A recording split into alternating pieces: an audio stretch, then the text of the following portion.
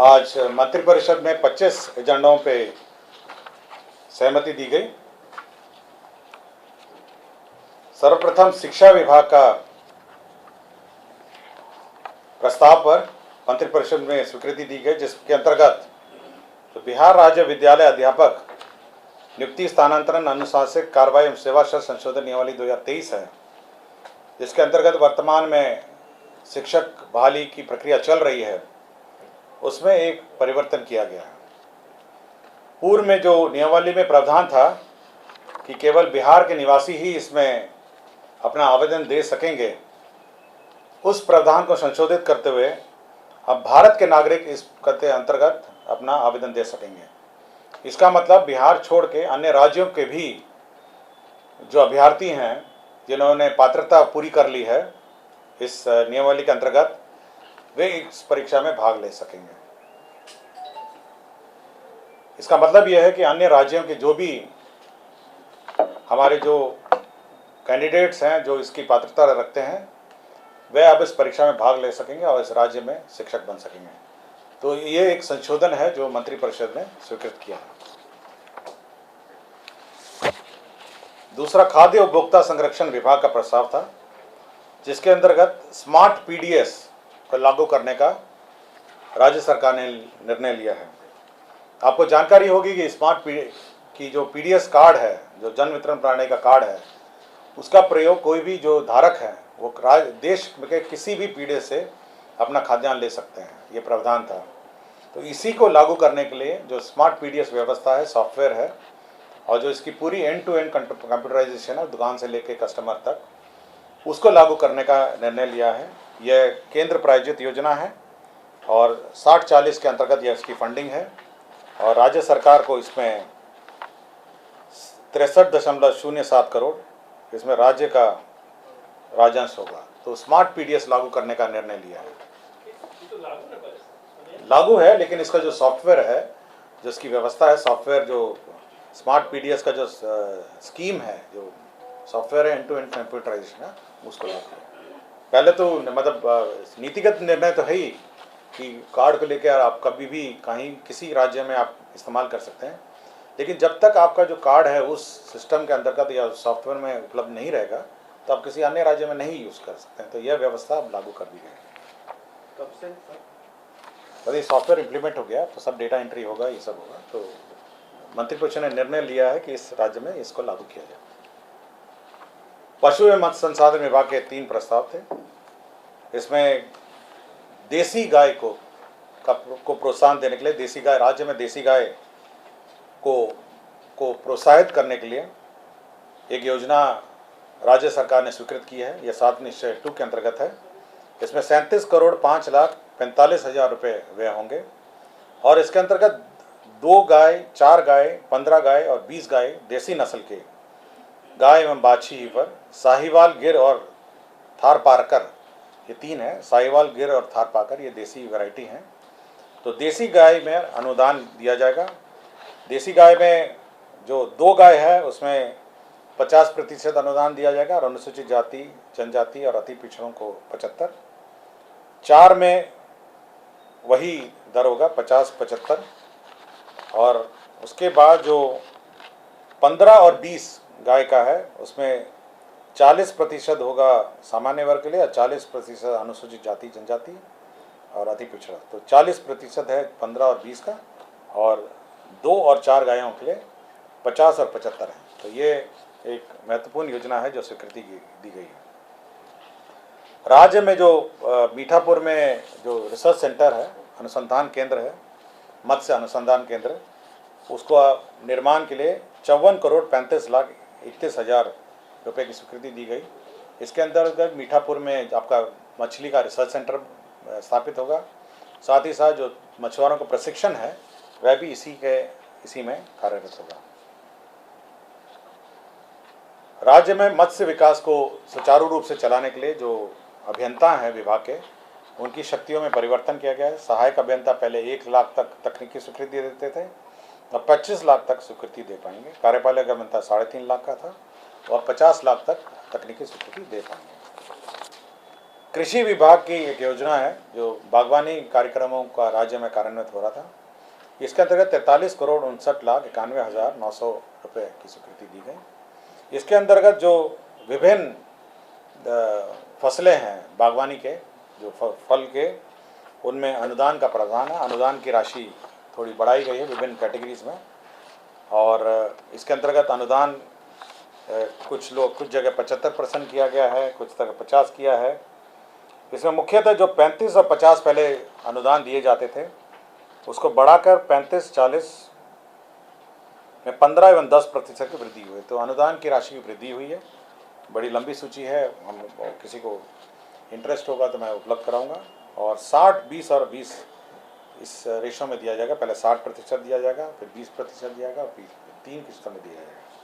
तो ये महत्वपूर्ण बागवानी की योजना है जो स्वीकृति दी गई है। मुख्यमंत्री नारी शक्ति योजना, जो पालन घर हैं विभिन्न कार्यालयों में, अब 35% महिलाओं को आरक्षण दिया है। बड़ी संख्या में महिला कर्मी हमारे कार्यालय में हैं।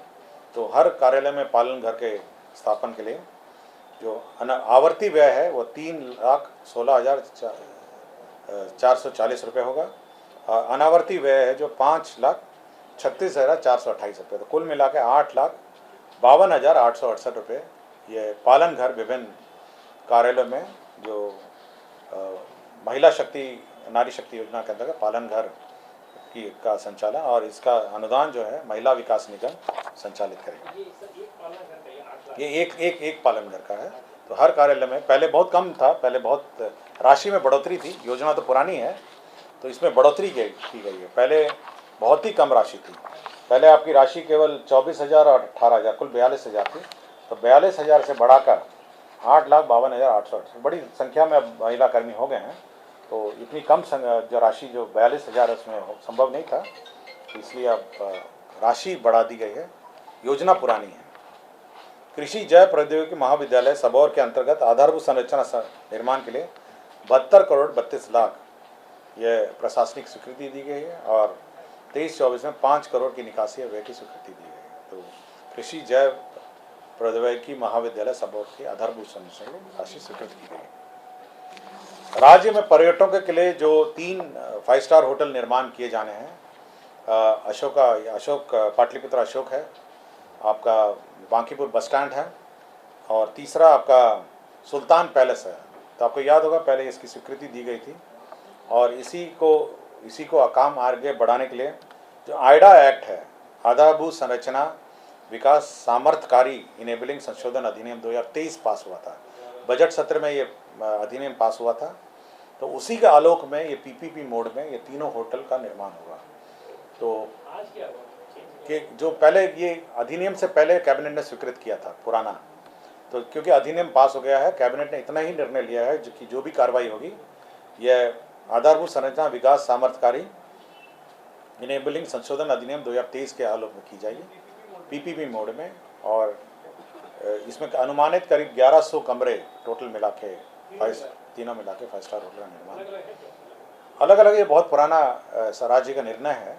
केवल उसमें जो प्रावधान है, किस प्रकार इसका सेटलमेंट होगा, किस प्रकार इसमें पीपीपी का कार्य चलेगा, उसी के बारे में संशोधन हुआ है। और जो इनेबलिंग अधिनियम है 2023 में संशोधन हुआ था बजट सत्र में, उसके आलोक में कार्रवाई की जाएगी।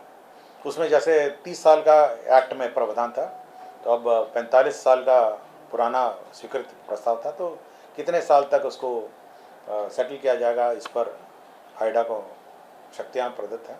तो इस प्रकार के अनेक प्रावधान है जो इनेबलिंग एक्ट में है, उसके आलोक में अब ये 3 होटल का निर्माण आगे चलेगा। 3 पथों की स्वीकृति मंत्रिपरिषद ने दी है। पहला है केंद्रीय सड़क निधि के अंतर्गत पटना जिला अंतर्गत नौबतपुर शहर रामपुर मचपुरा दुल्हिन बाजार पथ, यह करीब 11,487 किलोमीटर है।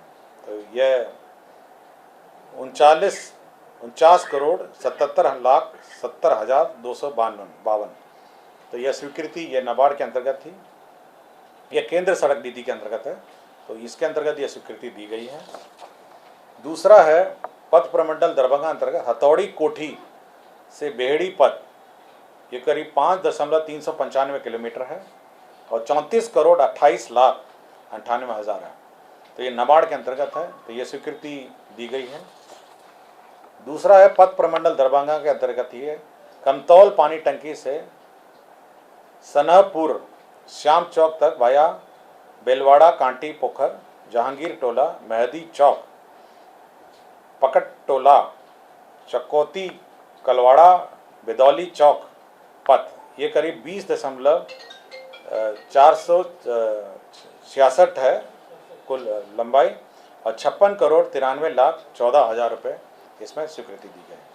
तो यह 3 योजनाएं हैं जो पथ निर्माण की इसकी स्वीकृति दी गई है। जल संसाधन विभाग में भी 3 योजनाओं की स्वीकृति दी गई है।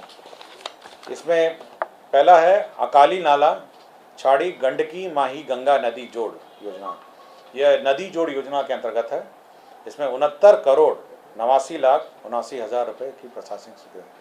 ये 2 नदियों को जोड़ने की योजना है, अकाली नाला छाड़ी गंडकी माही गंगा नदी जोड़ योजना। तो ये एक नदी जोड़ योजना है जिसकी स्वीकृति दी गई है।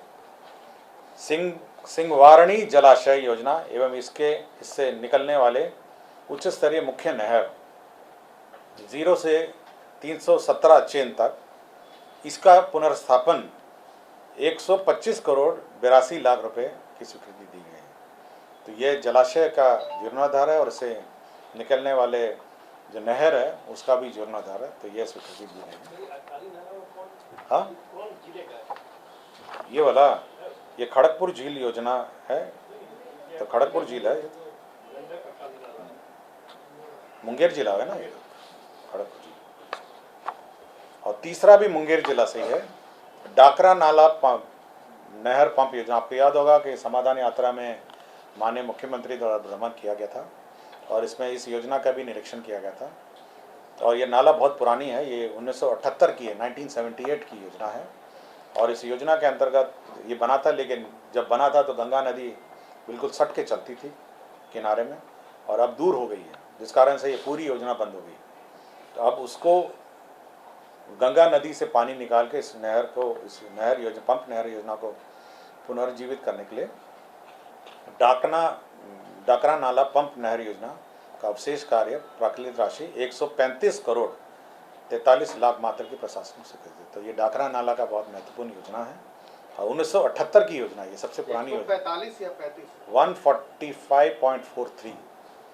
और बेसिकली वही है कि नाला का थोड़ा रिपेयर है, और मेन इसका जो कंपोनेंट है वही है कि जो गंगा दूर चली गई है तो उस स्थल से पानी निकाला जाए और फिर इस नहर में जोड़ा जाए। तो ये मुंगेर का है, सिंहवारणी जलाशय मुंगेर का है, और तीसरा आपका है गंडकी आकली, ये है गंडकी माही गंडक योजना है। ये जिला मूल लिखना है, ठीक है। ये सारण जिला का, सॉरी, सारण के पास नदी तक लिंक चैनल है, ये सारण जिला है, छपरा जिला है। एक छपरा का है और 2 आपका मुंगेर जिला का, ठीक है। ये राज्य में जो वृहद खनिज है, ये खनिज आपको इंटरेस्ट करता होगा, ये बहुत महत्वपूर्ण है। राज्य में बहुत जगह खनिज पाए गए हैं। मैग्नेटाइट पाया गया है माजोस जमुई जिला में, मैग्नेटाइट। गैलुसोनाइट है पाया गया है पिपराडी भुरवा रोहतास जिला में। ग्लूकोनाइट पाया गया है रोहतास जिला में। ग्लैकोनाइट पाया है अधौरा कैमूर में। ग्लैकोनाइट पाया है रोहतास में। क्रोमियम निकल पीजी ग्रुप के एलिमेंट्स पाए गए हैं औरंगाबाद में और गया में। बॉक्साइट पाया गया है मुंगेर जिला में, और लाइमस्टोन पाया गया है रोहतास में, और वेनेडियम पाया गया है जहानाबाद और गया जिला में। तो इतने सारे जो माइंस पाए गए, मतलब इतने खनिज पाए गए हैं, इसके खनिज का जो सेटलमेंट है, मतलब इसका वैल्यूएशन और सेटलमेंट है, उसके लिए SBI कैपिटल को और एवं metal and scrap trading corporation है, इन दोनों को नामांकन के आधार पर 2 करोड़ 50 लाख रुपए के आधार पर इनको कार्य आवंटित किया। ये कैपिटल मार्केट्स है, ये तो आपका एक अनुमान लगाएगा कि कितना खनिज है, कितना दाम होना चाहिए, कितना रिजर्व प्राइस होना चाहिए। और जो metal scrap trading corporation limited है, ये ऑक्शन प्लेटफॉर्म है, इसके माध्यम से ऑक्शन है, तो दोनों अलग अलग हैं। तो एक ये मैं मैडम को दे देता हूँ, तो आप उनसे ले लीजिएगा कि कहाँ कहाँ ये खनिज है। तो ये खनिज की सूची आपको मिल जाएगी, ताकि ये महत्वपूर्ण। मैडम को तो आप आराम से बैठी ना, हाँ अभी दे देते ना, अभी ब्रीफिंग खत्म हो जाने दीजिए, उसके बाद मैं सब दे दूंगा आपको काम। राज्य के 8 जिलों अररिया, अरवल, नवादा, मधुबनी, लखीसराय, वैशाली, कटिहार, सीतामढ़ी में 520 आसन के एक अन्य पिछड़ा वर्ग कन्या आवासीय उच्च विद्यालय। इसका मॉडल प्राकृत राशि है 46 करोड़ 35 लाख 28 हजार। तो कुल 370 करोड़ 82 लाख 24 हजार जो है इसकी स्वीकृति दी गई है। 2 योजना का जो इन्वेस्टमेंट क्लियरेंसेस है कैबिनेट के स्तर पर दी गई है। पहले तो है Messrs Mash Agro Foods Limited, ये इंटीग्रेटेड बायो बोवाइन मीट, ये मीट प्रोसेसिंग यूनिट है, और किशनगंज जिला ठाकुरगंज किशनगंज में यह स्वीकृति दी गई है और 45 करोड़ का निवेश है। तो मीट प्रोसेसिंग का किशनगंज ठाकुरगंज में 45 करोड़ का निवेश की स्वीकृति दी गई है।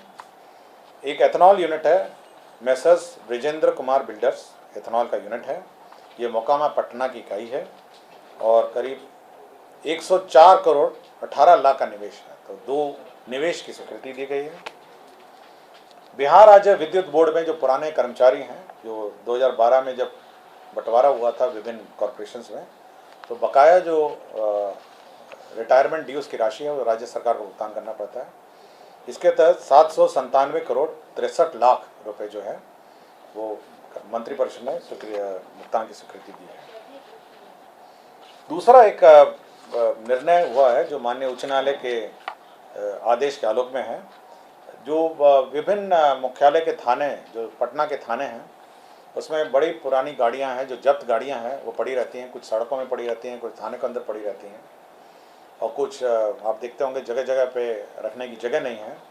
तो माननीय उच्च न्यायालय के आदेश के आलोक में पटना के मौजा दुजरा दियारा थाना में 18, दुजरा दियारा थाना है, दियारा के कहीं है, करीब 18 एकड़ ज़मीन जो है यह गृह विभाग को आवंटित की गई, मेरे ही विभाग को आवंटित की गई है। और इसके अंतर्गत इन सभी जो जब्त जो वाहन हैं उसको वहाँ रखे जाएंगे, उनको कंप्यूटर में एंटर किया जाएगा, और जब रिलीज़ होना का वहाँ से रिलीज़ होगा तो एक हिसाब किताब इन्वेंट्री रखी जाएगी, और सभी थानों, किसी भी थानों में अब ये जब्त वाहन नहीं रखे जाएंगे, सभी वाहन इसी स्थान पर रखे जाएंगे। इसकी बाउंड्री वॉल होगी, सुरक्षा होगी, और इसको एक हिसाब किताब से रखा जाएगा, ताकि आप थाने में बिल्कुल खाली जगह होगी और ये जब्त वाहन आपको पूरे पटना का मुख्यालय, जहाँ पटना होगा, दानापुर हो गया, फुलवारी हो गया, जितने अगल बगल के थाने हैं, तो 18 एकड़ ज़मीन जो है आवंटित की गई है। पद सृजन का प्रस्ताव है, 2 जगह आया है। पंचायती राज विभाग में क्षेत्रीय कार्यालय में प्रधान लिपिक, निम्न वर्गीय लिपिक हैं, तो करीब 675 पदों का सृजन हुआ है। भूमि संरक्षण निदेशालय में रीस्ट्रक्चरिंग हुआ है और पद सृजन भी हुआ है। तो इसमें 151 नए पद हैं, 197 पद को समप्रवित किया है। तो यह एक निर्णय लिया। तो यही 25 एजेंडा हैं जिस पर निर्णय हुआ है।